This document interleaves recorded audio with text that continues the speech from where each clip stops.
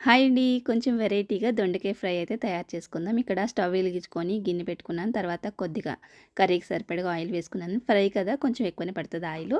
Oil వేసుకున్న తర్వాత ఇక్కడ దొండకాయ ముక్కల్ని రౌండ్‌గా అయితే కట్ చేసుకున్నానండి. తర్వాత ఇక్కడ ఒక స్పూన్ శనగపప్పు, ఒక స్పూన్ మినపప్పు, హాఫ్ టీ స్పూన్ ఆవాలు, హాఫ్ టీ స్పూన్ జీలకర్ర, కొన్ని వెల్లుల్లిపాయ రేఖలు వేసుకున్నాక లైట్‌గా వేయించుకొని తర్వాత ఎండుమిరపకాయలు కూడా వేసుకోవాలి. తర్వాత వచ్చేసి కొంచెం కరివేపాకు కూడా వేసుకొని వేయించేసుకోండి. తర్వాత ఇవి వేగిన తర్వాత ఇప్పుడు మనం ఉల్లిపాయ ముక్కలు, పచ్చిమిరపకాయ ముక్కలు కూడా వేసేస్తున్నాను. ఒక మీడియం సైజ్ ఉల్లిపాయ అయితే సరిపోతుందండి. ఇక్కడ వచ్చేసి హాఫ్ కేజీ దొండకాయలు అయితే నేను ఫ్రై చేస్తున్నాను. ఇలా ఆనియన్స్ బాగా వేగిన తర్వాత ఇప్పుడు దొండకాయ ముక్కలన్నీ కూడా వేసేసి పసుపు వేసుకున్నాను. తర్వాత ఉప్పు కర్రీకి సరిపడగా ఫ్రైకి సరిపడగా ఉప్పు అయితే వేసుకున్నాను. వేసుకున్న తర్వాత మరొకసారి అంతా కలిపేసుకొని మూత పెట్టుకొని మధ్య మధ్యలో కదుపుకుంటూ బాగా ఫ్రై చేసుకోవాలన్నమాట. ఇప్పుడైతే ఈ దొండకాయ ఫ్రైలోకి మనం పొడి అయితే తయారు చేసుకోవాలండి. దానికోసం వేయించుకున్న పల్లీలు, పుట్నాలు, అలానే కరివేపాకు, ఎండుమిరపకాయలు, అలానే కొన్ని వెల్లుల్లిపాయ రేఖలు ఇవైతే తీసుకొని మిక్సీలో చిన్న జార్లో మిక్సీ అయితే బరకగా మరీ మెత్తగా కాకుండా కొంచెం బరకగా అయితే పౌడర్ చేసుకున్నానండి.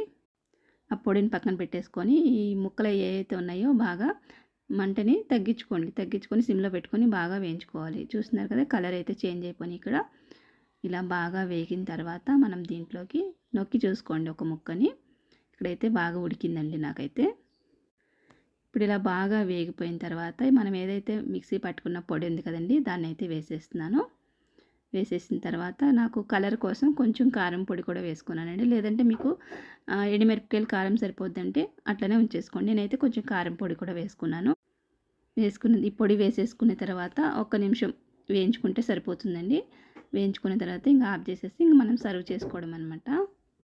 ఈ దొండకాయ ఫ్రై వచ్చేసి సాంబారు, పప్పుచారు అలాగే అన్ని వాటిలోకి బాగుంటుందండి.